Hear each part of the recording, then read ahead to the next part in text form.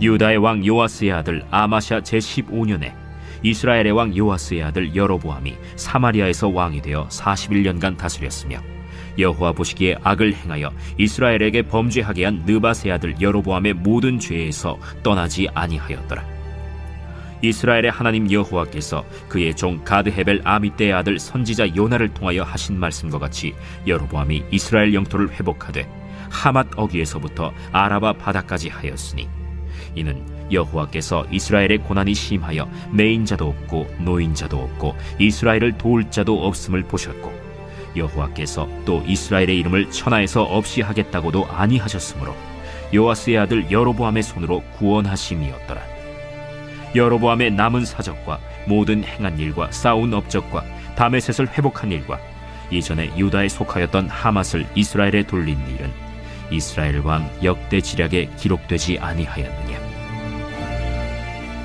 여로보암이 그의 조상 이스라엘 왕들과 함께 자고 그의 아들 스가랴가 대신하여 왕이 되니라.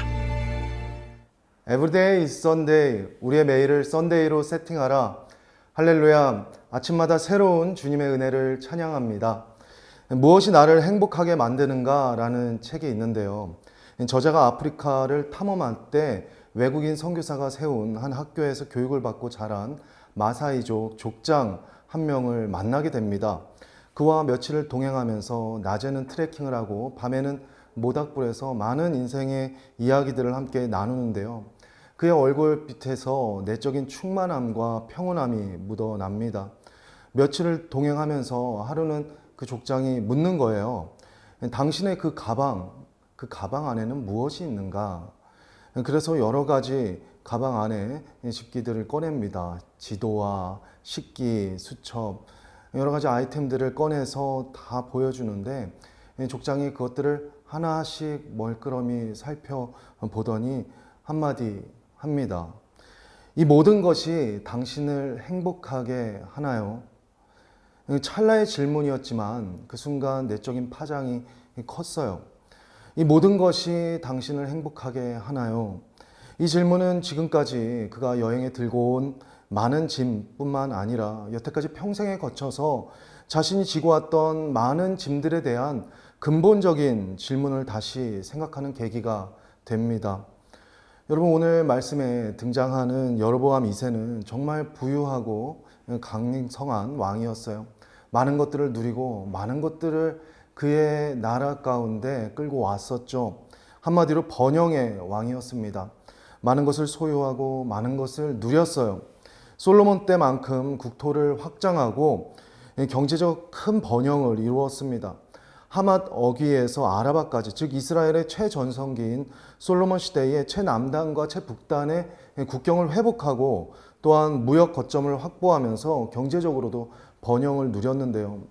북이스라엘이 구왕조, 그래서 19왕이 오고 가는 동안 그만큼 정변이 잦았고 나라가 요동쳤는데도 무려 41년 동안 나라를 다스렸습니다. 광개토 대왕처럼 영토를 확장하고 부강한 그의 이름을 알리게 하였어요. 하지만 성경은 여로보암의 번영을 복이라 하지 않습니다. 그를 악한 왕이다라고 평가합니다. 많은 것을 소유하고 누렸지만 그의 삶이 행복하고 그 영혼이 평온했다는 기록은 없습니다. 본문 24절 말씀, 여호와 보시기에 악을 행하며 이스라엘에게 범죄하게 한 느밧의 아들 여로보암의 모든 죄에서 떠나지 아니하였더라. 오히려 하나님을 경외하지 않은 채 스스로 악을 행하고 백성들이 악을 행하도록 이끌었어요. 그것이 그에 대한 평가입니다. 그 시대의 죄가 얼마나 관영하였던지 하나님은 요나, 아모스 같은 강력한 선지자들을 보내서 시대의 죄악을 책망하셨습니다.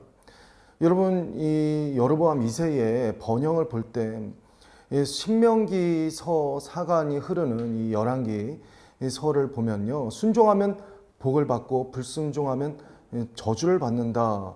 이 내용을 동일하게 적용할 수 있는가? 그것을 다시 한번 생각하게 합니다. 정말 강성하고 부유했던 여로보암 2세의 복을 성경이 순종이라고 말하지 않기 때문에 그에 대한 평가는 짧고 부정적으로 나타나 있기 때문에 우리가 여로보암의 그의 형통이 하나님에 대한 신앙과 직결되지 않는다라는 것을 확인하며 볼 수 있습니다. 여러분, 우리가 여기서 한 사람의 형통과 공경으로 인해서 그 사람의 삶과 신앙을 평가할 수 없다라는 것을 배우게 되죠. 여러분, 우리 주변을 한번 살펴보십시오. 신앙이 좋고 하나님께서 베푸시는 그 은혜로 복받고 받은 복을 또 넉넉히 베푸는 귀한 성도님들도 계십니다. 반면 믿음이 좋고 그 믿음대로 살려고 하는데 어렵고 힘든 상황이 계속 이어지는 안타까운 성도님들도 계세요. 믿음이 부족해서 어려운 것이 아니죠. 순종이 안 돼서 궁핍한 것이 아닙니다. 그러니까 의인의 고난이 있다는 것이죠. 여러분, 어느 교회에서 축복의 여왕이라고 불리는 별명을 가지신 권사님이 계셨습니다. 남편은 중견기업 사장이고 아들, 딸 다 공부도 잘하고 훌륭하게 잘 커서 시집장가 잘 갔습니다. 누가 봐도 형통했어요. 교회 일도 열심히 하고 헌금 생활도 잘하니까 다들 부러워하고 정말 잘 믿어서 형통한 신앙의 귀한 롤모델로 칭송받았습니다. 그런데 이 권사님의 속은 남모르게 쑥 썩고 있었죠. 남편과의 관계 갈등 문제도 골이 깊었고 남편의 사업의 자금난이 부쩍 힘들어졌습니다. 그 와중에 결혼해서 잘 사는 줄 알았던 자녀들이 집에 손 벌리는 그런 상황이 이어졌어요. 그럼에도 늘 교회에서는 밝게 웃고 풍족한 모습만 보이려 했습니다. 왜냐? 자신의 삶의 어려움은 곧 불신앙의 징계처럼 보일까봐 두려웠기 때문이죠. 건강한 신앙인의 모습이 아닙니다. 그러니까 여러분, 의인도 궁핍할 수 있고요, 악인도 형통할 수 있다는 것을 인정할 수 있어야 합니다. 일반적인 신앙의 잣대로 우리가 모든 것을 판단할 수 없다는 것이죠. 자기 잘됨의 기준으로 신앙을 증명할 수 없습니다. 물론 하나님께서 순종하는 이에게 주시는 복이 있죠. 하나님 차원의 회복이 있습니다. 신앙과 가정과 관계와 재정의 회복이 있어요. 하지만 의인의 고난이 있고 하나님 차원의 연단과 훈련이 있을 수 있기 때문에 섣불리 판단할 수 없다라는 것을 우리는 오늘 여로보암의 형통을 통해서 다시 한번 점검하며 바라볼 수 있습니다. 그렇다면 여러분, 우리가 취해야 할 신앙의 태도는 무엇일까? 무사람은 잘 되고 또 무사람은 어렵고, 내 인생에 어떤 때는 형통하고 어떤 때는 궁핍하고, 우리가 그러한 삶의 업앤다운을 경험하면서 어떠한 신앙의 태도를 취해야 할까? 여러분, 어려울 때 하나님께 매달릴 때 그 하나님께서 그의 손과 그의 기도를 붙잡아 주셨던 것처럼 잘 될 때도 더 두렵고 떨림으로 주님 앞에 나와야 하는 줄로 믿습니다. 우리가 기도의 자리에 안 보이던 사람 탁 나와서 기도하는 모습 보면 너무나 귀한데, 간절한 기도의 제목이 있을 때, 근데 그 삶이 잘 되고 형통할 때 또한 두렵고 떨림으로 내가 이렇게 잘 되고 형통하는데 다른 길로 가는 거 아닌가? 하나님을 잊고 나 혼자 잘 돼서 잘 되는 줄로 아는 거 아닌가?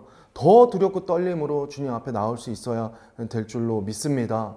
오늘 여로보암 2세는 자기가 잘 돼서 잘 되는 줄 알았죠.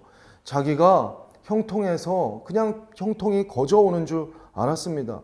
하지만 하나님께서 이스라엘에게 하신 약속을 기억했기 때문에, 긍휼히 여기셨기 때문에 그들이 형통하고 번영할 수 있었던 것이죠. 하지만 여로보암은 그 하나님을 몰라 보았습니다. 잠언 30장 8절 말씀입니다. 나를 가난하게도 마옵시고 부하게도 마옵시고, 이렇게 말하죠. 오직 필요한 양식으로 나를 먹이시옵소서. 예수님께서도 일용한 양식을 위해서 기도하는 기도를 우리에게 가르쳐 주셨죠.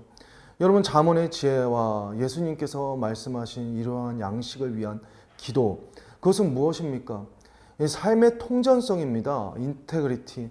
상황과 환경 가운데 내가 잘 된다고 하나님을 망각하고 내가 없다고 하나님을 의심하고 모욕하는 것이 아니라 언제 어느 때나 내 삶 가운데 순전한 모습으로 주님 앞에 서기를 원하는 것이죠. 여러분, 모든 사람이 수도사와 같이 고립되어서 저 산속에 가서 하나님 바라보면서 청빈한 삶을 살면서 그러한 삶을 추구할 수는 없습니다. 하지만 여러분, 우리의 삶의 모든 양상 속에서 단순하고 소박한 삶을 추구하며 주님을 묵상하며 닮아가는 삶 살 수 있기를 소망합니다. 각자의 삶 속에서 자신이 달릴 수 있는 인생의 페이스만큼 소유가 중심이 아닌 정말 주님을 중심에 두는 삶, 그 거룩을 추구하기를 소망합니다. 돈과 성공에 집착하는 인생은 하나님을 중심에 두고 살 수 없죠. 때로는 주님 가장 많은 11조 하는 어떠한 교회 직분자 되게 해주십시오. 이러한 기도도 여러분 자신의 그 성공에 대한 야망에 그런 신앙의 명분을 주는 것과 같을 수 있습니다.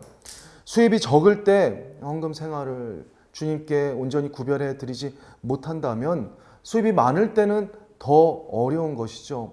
소유가 하나님께서 내게 주신 그 모든 것이 주님께 맡은 바 되었습니다. 고백할 때 우리는 소유의 그 모든 것에서 자유함을 얻고 주님으로 또 행복한 인생 살게 될 줄로 믿습니다. 제가 제 아내와 신혼 때 언젠가 밤하늘이 쏟아지는 그 별을 보면서 서로 감탄했던 추억이 있는데요. 그 시절에 뭘 이렇게 가진 것이 별로 없지만 참 행복했습니다. 지금도 그 시간을 추억하면 참 행복해요.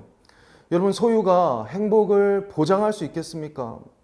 한강 뷰를 자랑하는 이러한 한강뷰 집을 자랑하는 유명인 셀러브리티 이 부부도 뭐 알고 보면 무슨 또 어려움이 있다, 못 산다, 이혼한다 이런 뉴스 너무 종종 자주 듣지 않습니까? 그래서 여러분, 세상 염려에 쫓기듯 물질의 그 소유에 집착하며 그걸 선망하는 인생으로 그 돈 버는데 몰두하며 따라가는 인생이 아니라 우리의 삶의 중심에 주님을 두고 주님의 선하심으로 행복할 수 있기를 소망합니다. 하나님께서는 스스로를 착취하는 삶으로 소진되는 인생 여러분이 살기를 원치 않으십니다. 여러분을 작품으로 만드셨지 여러분을 제품으로 만드시지 않았다는 그 사실을 기억하시기를 원합니다.